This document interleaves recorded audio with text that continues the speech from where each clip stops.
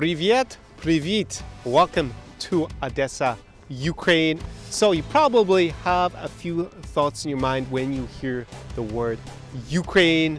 A lot of times to do with things like people been drunk, it's beautiful but dishonest women. Maybe some of the other ones are the grinding poverty. There are many stereotypes about this country, and in today's Tip Thursday with me, Connor Klein, we're going to be diving into the 5 most common stereotypes about Ukraine and whether they're true, false, or there's no smoke without some fire. Let's go. Поехали.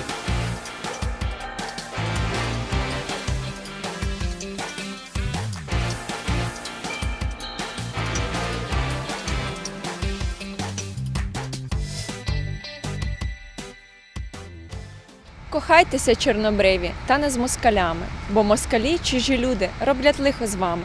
Москаль любить жартуючи, жартуючи кине, піде в свою московщину, а дівчина гине. So the first stereotype that is not true, or maybe is that Ukrainians hate Russians. Now, in that poem by Taras Shevchenko, he talked about Moskali, which is a derogatory term for someone from Moscow, which you could say is a derogatory term for someone today from Russia. And you will hear that a little bit maybe in the west of Ukraine. Now, obviously, the political situation the last few years has been pretty bad between the two countries. We had the annexation of Crimea over there on the other side of the Black Sea, and also the war in Donbass in the east of the country, where Russian supported insurgents are in control of large parts of Lugansk and Donetsk. Now, whilst politically very few Ukrainians are favorable to the current Russian government and its policy, I would say overall that Ukrainians don't dislike Russian people because of that. Ordinary Russian people or the Ukrainians, they have a lot in common. Now, it depends exactly where you are in the country. I would say that they feel warmer towards Russian people in cities where they actually speak Russian on a daily basis, like here in Odessa. The main language that's spoken in daily life is Russian, and a lot of people have Russian ancestry here or came from somewhere else in the former Soviet Union. So there they don't tend to be openly negative towards Russian people or Russian tourists or anything like that. In the west of Ukraine, it's a little bit different. They have a different history. People tend to speak Ukrainian in everyday life in the west of the country, and also they are less, shall we say, ethnically Russian or from other Soviet republics in general. So there tends to be a little bit more open dislike of Russians occasionally, but I haven't heard it so much. So I would say overall that is not true. They don't dislike Russian people here, but the government is not the most popular for obvious geopolitical reasons.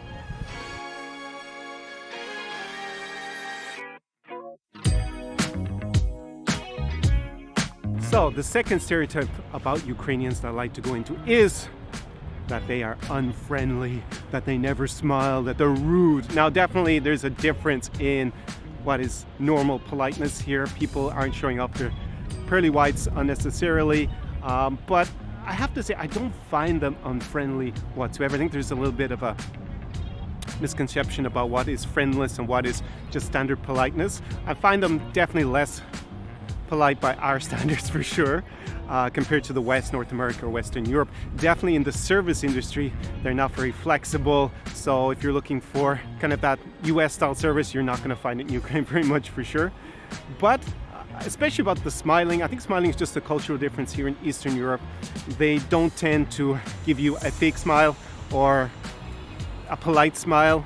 Basically, if they're not really happy to see you or interested in talking to you, they're not going to give you much of a smile. And this applies also to Russia, Belarus, not just Ukraine. It also comes a little bit from when a lot of guys try to hit on the girls and they get a very standard resting bitch face that they think this is rude. Just the culture norm here. And if they are smiling at you, it's a huge compliment. It's a huge sign that they're interested in having the conversation. And if there are a beautiful Ukrainian woman, they're probably interested in you. So look out for that indicator of interest.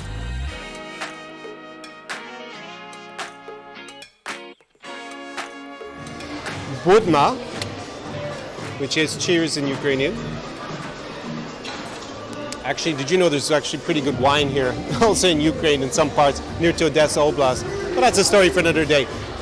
Next stereotype, Ukrainians, they love this a little bit too much. So one of the stereotypes, not just about the Ukrainians, but against people in Eastern Europe, is that they drink a lot of alcohol. Typical drink, of course, is vodka, horilka here in Ukraine, in Ukrainian. And when I came first 10 years ago, I definitely had that stereotype. The locals definitely lived up to it.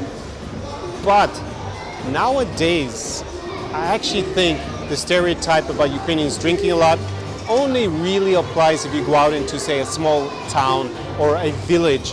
Here in the big cities like Odessa, like Kiev, the capital, Lviv, Kharkov, people are definitely fond of a drink, but there's a different culture around drinking. You don't see people absolutely slosh drunk at, say, midday on a weekday with their kids, like I once saw, at a bus station. You don't see that in big cities really that much. You do see alcoholics, obviously, but there's definitely more of a culture of looking after yourself, and a bigger emphasis actually on sport amongst young people that you didn't see 10 years ago when I first came here. And I actually went up and looked up the statistics from the WHO, admittedly, but okay, we'll give them some credit for at least having statistics on it, and we'll take them at face value.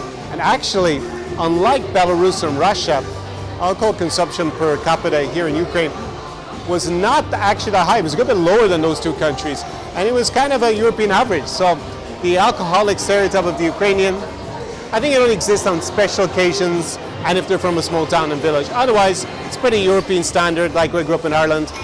People are fond of a drink, but not just all raving alcoholics. Or is that true about Ireland?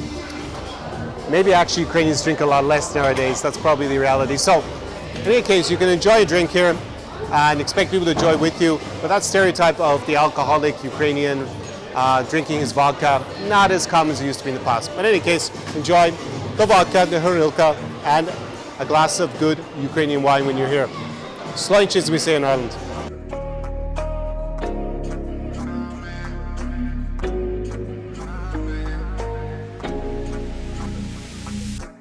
So, the next stereotype I'm going to deal with is one that I hear quite a lot from guys in Latin America who want to come to Ukraine, and they talk about las rubias bonitas, so the hot blonde girls.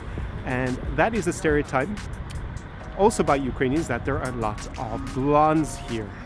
And I actually looked it up because I've always been wondering, here in Odessa, in fact, you don't see so many natural blondes, whether the guys are girls. And when I looked at the map of where blondes are concentrated in Europe, in fact, very few of them are here in the Odessa region. If you look at a map of Europe, there are a lot more blondes per percentage of the population in Scandinavia, so like Sweden, definitely way more than here. And if you're in the Baltics, for example, there you're going to find a lot more, and maybe a little bit more in Belarus and Russia than you will find definitely in the south of Ukraine, and probably about the same as you're going to find in the center of Ukraine or in Kiev. So if you are primarily interested in blondes, this is probably not actually the region for you. It's a stereotype that really doesn't hold true. Natural blondes, there's actually not that many more than being in Central Europe in general. So countries like Poland or Slovakia, you're going to see just as many. So if you're into blondes, in fact, this is a stereotype that's just not true.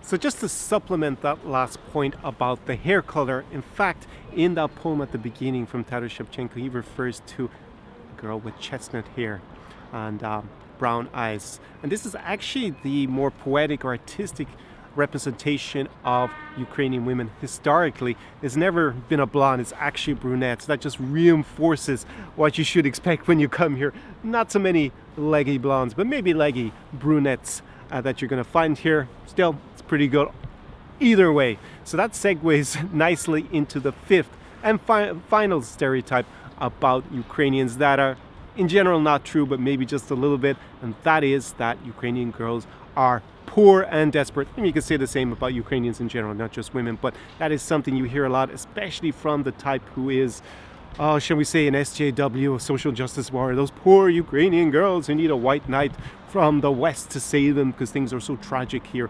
economically. Now, definitely there's no smoke without fire. That stereotype comes from obviously the collapse of communism and the Soviet Union back in the early 90s, and definitely things were pretty desperate here in Ukraine around that time. Now we're 30 years later. The economy is a lot better. It's still not great here, and definitely the job opportunities for salaries, we'll say, in Ukraine, outside of maybe IT, where it's an international salary, are not great. They're obviously dramatically lower than the countries around it, and that's why you see a lot of Ukrainians maybe immigrate to Poland, for example. Quite a lot of them go there because the salaries are higher in general. Now, does that mean that Ukrainian girls are poor and desperate and they need you to come here to save them with your big fat wallet? In general, no. The reason for that is severalfold. First of all, it's pretty easy nowadays to actually leave, at least temporarily, from Ukraine. You mightn't automatically be allowed to work somewhere else, but informally they have visa free to Schengen for 3 months. Also, the Middle East, like places like the United Arab Emirates, provide a lot of work opportunities, kind of black money. Basically, they have access to go and work somewhere else a lot easier than in the past. And here in Ukraine, by and large, in the big cities, your quality of life is pretty good on a fraction of the salary anyways, and that's one of the big differences. Now, officially, salaries are very low, but it never ceases to amaze me how much wealth there actually is in Ukraine. That's probably pretty unofficial. There's no shortage of luxury cars and new iPhones. A lot of these girls have new iPhones. Where they got the money for that, who knows? So obviously people doing a lot of stuff unofficially as well. But even if we just take the salaries, official salaries, they go 3 to 5 times further than they would in the West, whether that's North America or Western Europe. So basically you can live very comfortably here on a fraction of the cost. And that's why even if it looks like they're dramatically poor, in reality, in terms of actually what you can do with that money here, they're not that desperate or poor in general in the big cities. Now, out in the countryside, it definitely is more stark, I think, the difference. But if they're from a big city here in like Odessa or Kiev or Lviv, then poor and desperate, not really that true in general. Woo! Woo!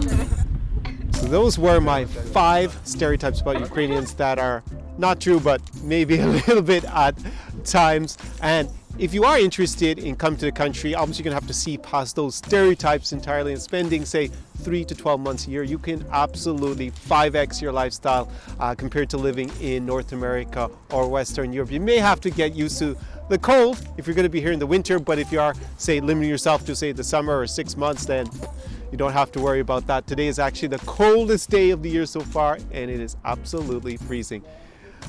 I have launched back in September a program for high-level guys that do actually want to do that. They want to move here to Ukraine for 3 to 12 months a year. It was super successful. It was absolutely phenomenal. I even learned a lot from a lot of the other guys on that program.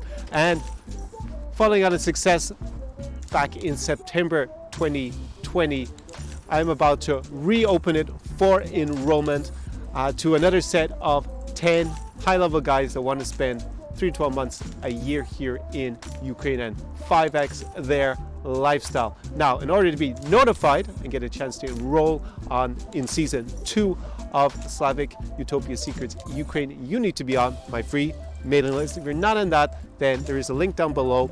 As a free gift, you will get a copy of my hotspots, the Tsar's hotspots for Kiev and Odessa. Actually, it also includes Minsk, so if you are planning to go to Belarus, you also have those. So it's a bit of a no-brainer. It's completely free. Type in your email address, confirm your email, then you get the free gift, and then later on, you will be notified with the opportunity to enroll in Slavic Utopia Secrets Ukraine. It's actually going to, probably by the time I publish this, it's going to be almost launched, so definitely go and do that now if you're not on the mailing list. I'm going to see you very soon in the next video because it is absolutely freezing here. -12, feels like -25, feels like Siberia. До свидания, до побачення. See you very soon in the next video. Tsar Experience.